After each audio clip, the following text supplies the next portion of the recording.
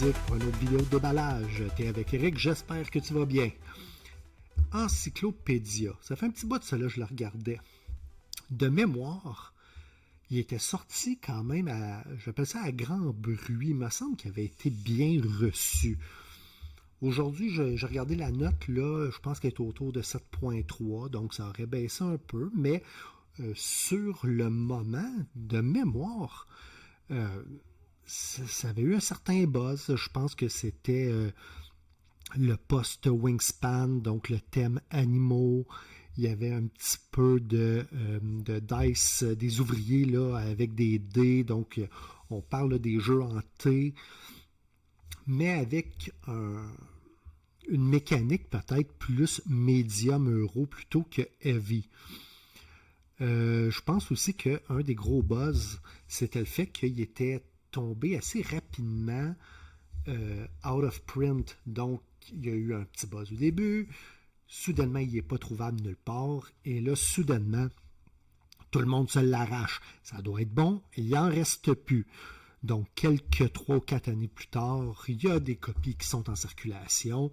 Et c'est maintenant que je m'essaye avec celui-là. Donc, sans plus tarder, on rouvre ça ensemble maintenant. Boîte régulière de type Kallax. De bon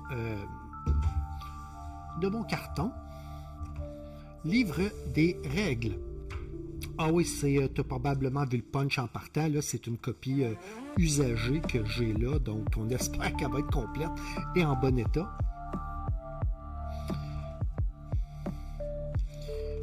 Vite comme ça, le livre semble épais, mais on voit que les choses sont écrites gros et ça semble plutôt bien illustré.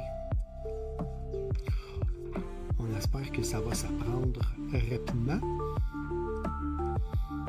Fin de partie, page 17. Ensuite, on a ici des annexes. Aucune idée ici qu'est-ce que ça va être. Peut-être un genre de module là, qu'on peut brancher. Le mode solo. Avec les conditions de fin de partie. Et le restant, on verra bien. Avec une petite fac. Ça a l'air bien fait. Surtout écrit gros, là, s'il vous plaît, pas autant de lecture que d'habitude.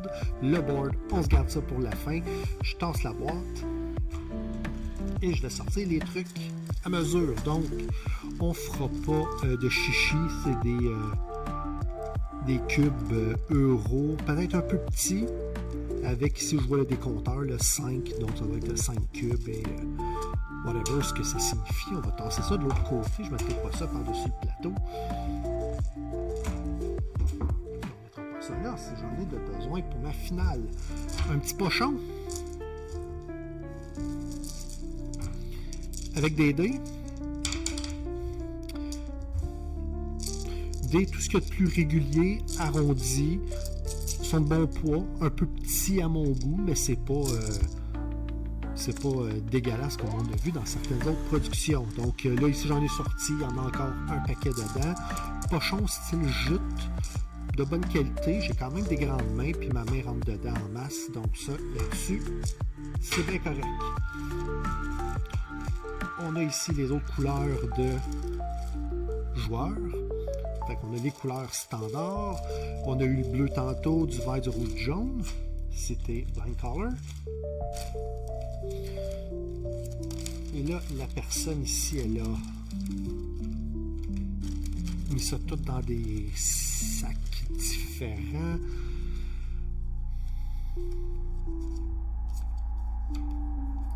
Les qualités de cartes semblent correctes. Ça me semble un petit peu plus gros que des cartes standards, un peu plus longues. J'ai un paquet de cartes à côté, mais bon. Ouais, c'est ça. C'est un petit peu plus long qu'une carte standard.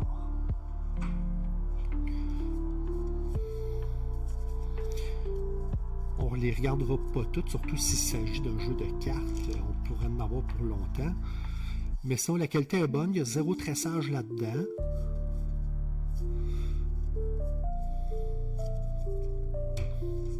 on va mettre ça ici de côté. Encore là, un ensemble de jetons. On va regarder peut-être pour la qualité du carton, voir de quoi que ça pourrait avoir l'air. Oh boy! Le sac ici a eu un petit peu de misère. On va en prendre un autre. Au lieu de tout déchirer ça, tout croche en pleine caméra, je vais me garder ça pour moi-même. Vite de main, par exemple, le carton a l'air épais et de bonne qualité. Oui, je te confirme ça. À part homme-femme, ici, je ne sais aucune idée qu'est-ce que ça peut être. Probablement, peut-être pour partir nos petits tableaux personnels. Il y a un côté plutôt original à la direction graphique. J'admets que si je me fiais à la pochette, ça ne me disait pas grand-chose en termes de comment je te dirais, d'orientation artistique. Mais si ça fait la job, tant mieux.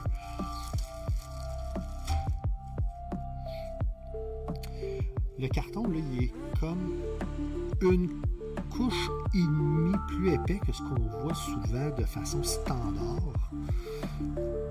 Donc, je pense que ça peut faire, surtout quand ça va être dans la monnaie.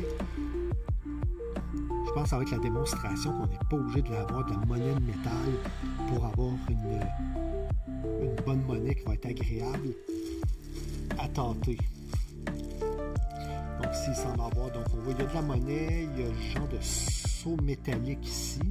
Je ne sais pas si on le voit bien à la caméra. Je pense que ma lumière est fait beaucoup. Je vais changer l'orientation un petit peu. Et voilà. Ça va peut-être être mieux comme ça. Ouais. Avec des sauts de cire.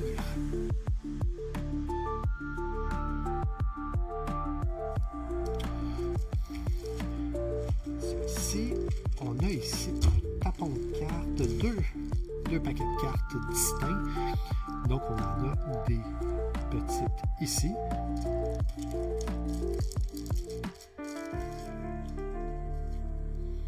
Qui sont en quantité très appréciable. Toutes avec le même dos.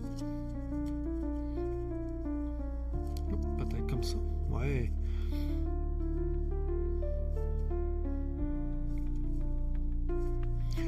Ça a l'air d'être des genres de cartes bonus. Donc, si on réussit à faire ça, on obtient ça. Si on réussit à faire ça, on obtient ça.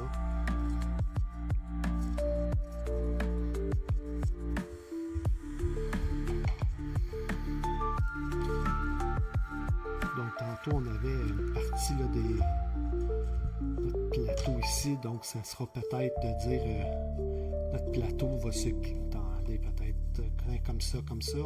Entre les deux, qui sait?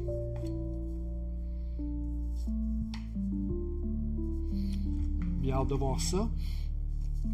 J'ai cru comprendre que ça venait avec des petits coffres. Je pense qu'on peut assembler les coffres. Peut-être que si j'essaie rapidement d'en monter un, ça se monte super bien. Tu vois, je suis capable de le faire en pleine caméra là, sans trop gosser. Ça va être d'une bonne qualité. On voit ici que ça a été peut-être un petit peu forcé probablement lors du dépunch pour mettre certains jetons. Puis si j'enlève le carton au fond, je pense que je pourrais même pouvoir mettre ça lousse de même avec le plateau par-dessus. Donc on va voir comment on est capable de serrer ça sans être obligé de les défaire à toutes les fois, si ça peut accélérer. Il y en a un set qui a eu... je pense que c'est pour ça ils ont eu de la misère avec le temps. Je sais pas si tu vois, là, on parlait de... On espère que le stock va être correct. Là. On voit qu'il y a eu... Les coffres ont eu la vie dure. Heureusement, c'est du bling. Ce n'est pas directement pour le gameplay. On a-tu quelque chose ici en dessous? Non, mais regardez. Je sais pas toi, moi je portais, je sais pas pourquoi, je portais à les garder ces cossins-là pour quand dans le fond c'est fait pour éviter à tout l'intérieur de se promener dans la boîte. Je viens de l'enlever, je regarde toujours voir s'il n'y a pas quelque chose qui y traîne, puis regarde le fond de la boîte. Il est imprimé, fait que je pense que je vais pouvoir jeter ça puis le garder comme ça, c'est encore plus beau. On se demandait tantôt, là, c'est comme ça? Peut-être. De même. Et comme ça. Donc ça, quelque chose me dit que ça va être ça notre plateau de jeu.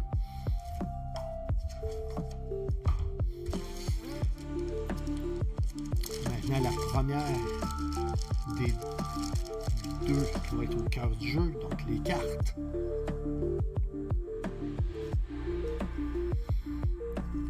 petit peu, on va essayer de mettre ça. Là, la personne là, les a mis un peu devant derrière.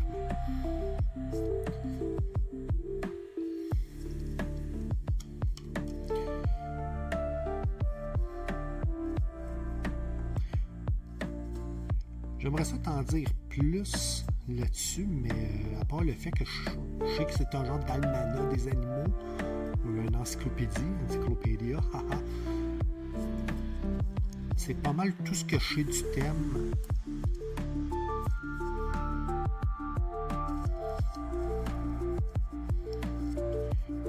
Je m'attendais quand même à ce qu'il y en ait un peu plus des cartes, donc ils ne seront peut-être pas autant au centre du jeu.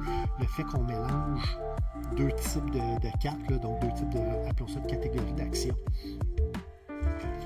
Et maintenant, le ding-badang, le plateau de jeu. Je vais tasser tout ça comme ça. Si je me souviens bien, c'est un plateau de jeu à la verticale que je vais te mettre à l'horizontale, puis comme d'habitude, qui va être un peu tout croche, parce que là, la table est pleine de cossins. Donc, peut-être, on va se promener peut-être un petit peu dessus.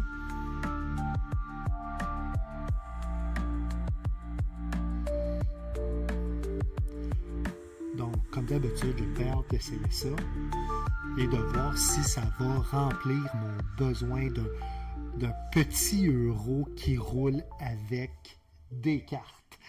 Et c'est là-dessus qu'on finit le déballage d'Encyclopédia. Merci beaucoup de t'être joint à moi et on se voit très bientôt pour Who Knows What à table. Salut là!